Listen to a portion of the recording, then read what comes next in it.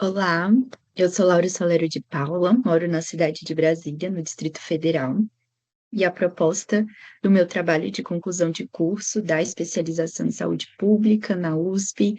é a caracterização da saúde pública do território do Distrito Federal, fazendo um olhar para os determinantes sociais da saúde no ano de 2021. Então, começando pela justificativa aí desse estudo, a gente assume que o Estado brasileiro tem um compromisso com a saúde, quando estabelece a Constituição Federal de 88 e também a Lei Orgânica de Saúde 8080 em 1990. E assumir esse compromisso com a saúde também leva em conta os seus determinantes e condicionantes. Então, um compromisso do Estado brasileiro também com os determinantes da saúde. E foi escolhido o território do Distrito Federal por ser uma unidade da federação singular, aí, né? Tem menos de 65 anos de história e apresenta o maior índice de desigualdade social do Brasil, tem o Gini acima de 0,5, então bem alto, e em menos de 20 quilômetros de distância, abriga o bairro com maior concentração de renda por quilômetro quadrado, que é o Lago Sul, e a segunda maior favela do Brasil, que é Sol Nascente, aí, com quase 30 mil quase 30 mil domicílios. E o DF também tem uma das menores coberturas da atenção primária à saúde, só perde aí para São Paulo, e, ao mesmo tempo, um dos maiores índices de pessoas que possuem planos de saúde. E a partir de todo esse panorama de desigualdade social carregado no Distrito Federal, a proposta desse estudo é entender como essas desigualdades sociais enfrentadas pela população do DF estão sendo refletidas na saúde pública desse território. E aí foi feita toda uma revisão da literatura a partir desses tópicos e fazendo então essa caracterização do DF. O DF possui aí mais de 3 milhões de habitantes e possui uma estrutura de gestão política que é diferenciada das demais unidades da federação, porque ela ora se caracteriza como município, ora como estado, e é uma unidade da federação que é dividida em regiões administrativas e não em municípios. São aí 33 regiões administrativas, como vocês podem ver na imagem. Além disso, é a única UF que foi planejada nos últimos 100 anos e foi planejada a partir desse movimento de interiorização da capital da República para o centro do país, em 1960. E aí o DF, ele possui, essa região que hoje compreende o DF, possui vários recortes históricos, desde quando habitavam populações indígenas, passando pelo período de extração do ouro nessa região, no estado de Goiás, até essa mais recente dos últimos 65 anos, que houve essa reorganização geográfica desse território, transformando em Distrito Federal, e é, uma, uma, uma vinda de população, um crescimento populacional muito intenso nesses últimos 65 anos. E todo esse histórico, ele condiciona muito como esses determinantes sociais da saúde vão se dar e quais são as características socioeconômicas desse território de cada uma dessas regiões administrativas. E a metodologia da pesquisa, então, a gente caracteriza essa pesquisa como qualitativa, exploratória e descritiva, com base em dados secundários aí do ano de 2021. E para realizar esse estudo, foram selecionadas 5 regiões administrativas do DF, de maneira que fossem representativas dessa disparidade socioeconômica da população do Distrito Federal. E aí, para isso, foi utilizado o índice de vulnerabilidade social, que é um índice sintético que vem sendo cada vez mais utilizado e tem esse potencial de agregar nele vários dados sobre a estrutura urbana, a condição de vida das pessoas, a qualidade do acesso à saúde. Então, é um índice que está sendo cada vez mais utilizado na política pública e então foi definido uma região administrativa que representasse cada um desses níveis da classificação do IVS. Além disso, cada uma dessas regiões administrativas deveria estar situada em uma região de saúde diferente para compreender essa caracterização dessas diferentes redes de saúde que o DF possui. Então, vocês podem ver aí na figura 3 como cada uma está situada mesmo em diferentes regiões de saúde, ao todo no DF são 8, e ter população maior que 90 mil habitantes. Então, foram selecionados aí as RAs do Plano Piloto, Taguatinga, Santa Maria, Planaltina e Sol Nascente, cada uma em uma dessas classificações do Índice de Vulnerabilidade Social. A partir disso, foi feita uma interpretação de que o IVS ele estava intimamente relacionado com os determinantes sociais da saúde na proposta de Dahlgren e Whitehead, ali de 1991. Então, foi feita a caracterização dessas RAs em cada uma dessas dimensões, representadas aí nesse diagrama, e, além dessa caracterização,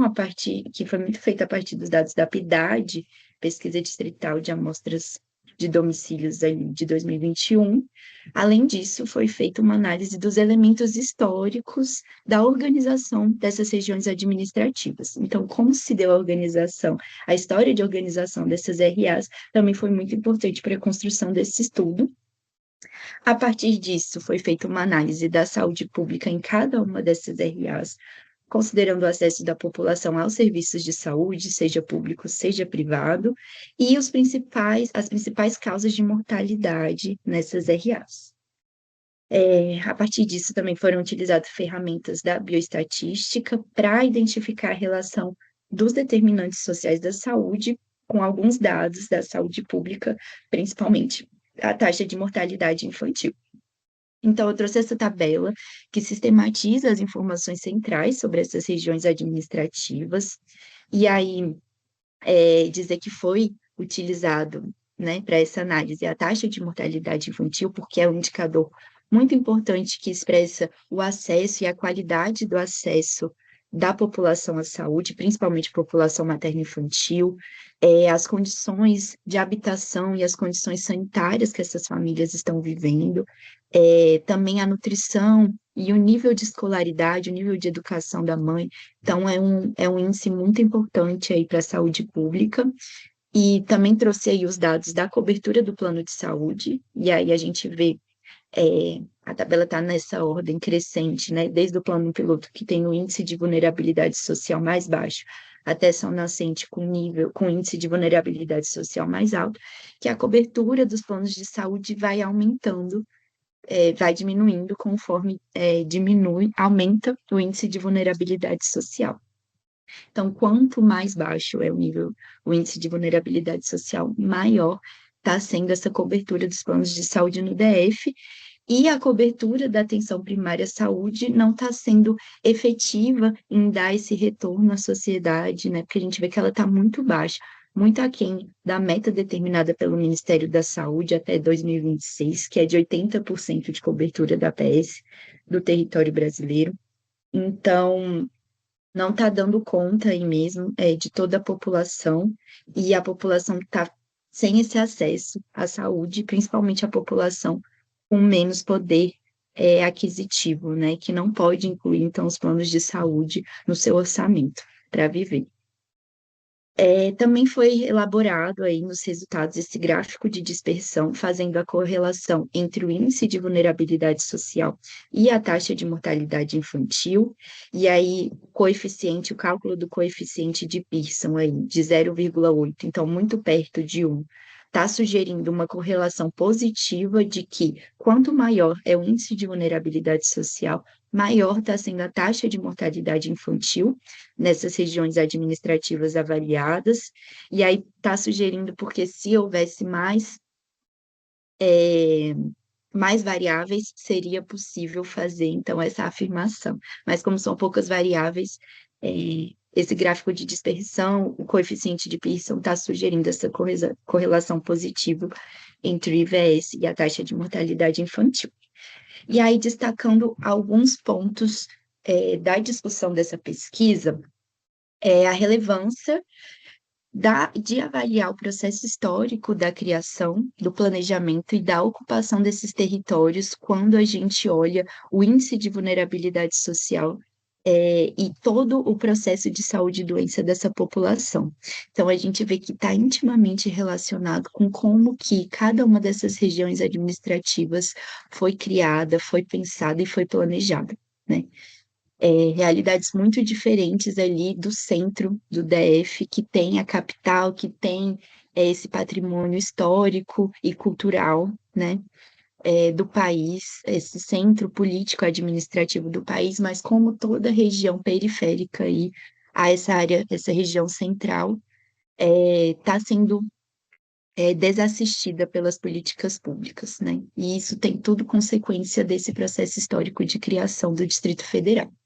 E uma relação importante que foi analisada quando a gente olhou os determinantes sociais da saúde é que quanto menor é esse índice de vulnerabilidade social, maior é o ensino superior completo da população,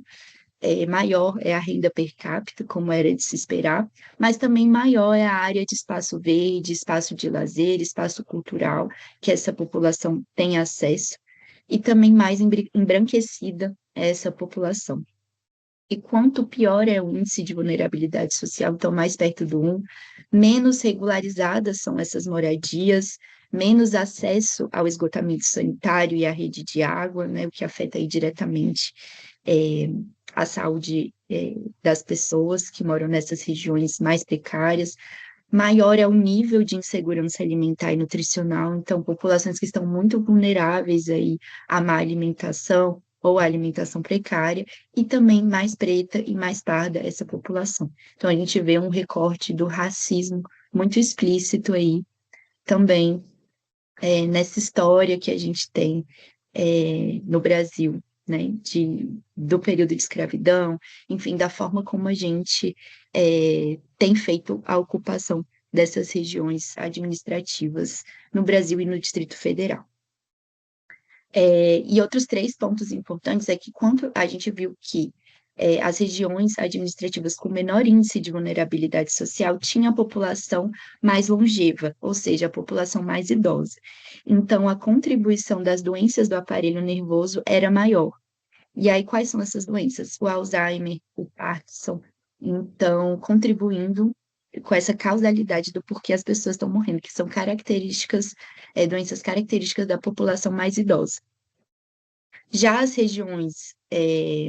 com IVS médio, alto e muito alto têm registrado uma maior mortalidade das pessoas com menos de 50 anos, então, mortes precoces, acometidas aí por doenças cardiovasculares e por causas externas, e a gente vê também como o comprometimento da segurança alimentar e nutricional está afetando aí a saúde da população do sol nascente, que é a RA com pior índice de vulnerabilidade social, porque a gente vê que as pessoas estão morrendo precocemente por doenças endócrinas, nutricionais e metabólicas, incluindo desnutrição, incluindo diabetes mellitus. Então, a má nutrição também está sendo responsável pela morte dessas pessoas nessas regiões. Como conclusão e recomendação, é importante que esse olhar para os determinantes sociais da saúde incorporem aspectos das ciências humanas, então compreensões históricas e antropológicas, para que a gente não faça um estudo fragmentado e reducionista. E aí essa foi também uma limitação desse estudo, porque não avaliou, não teve condição de avaliar por usar só os dados secundários, as relações intersubjetivas, psicossociais, culturais, antropológicas dessas regiões administrativas, a necessidade também da saúde estabelecer mecanismos de governança com articulação intersetorial para que a gente finalmente supere esses desafios que são crônicos na saúde pública. Então, só a gente fazendo esse olhar integrado com as outras áreas para a gente conseguir superar esses problemas que a gente vê na saúde pública, não só no DF, como no Brasil. O IVS ele se mostrou nessa pesquisa um indicador sintético muito eficiente em avaliar e se relacionar com os determinantes sociais da saúde, e uma recomendação aí de pesquisas futuras é avaliarem o impacto das políticas e os programas nacionais e distritais na redução das desigualdades sociais em saúde. Era isso, essas são as referências bibliográficas e até uma próxima.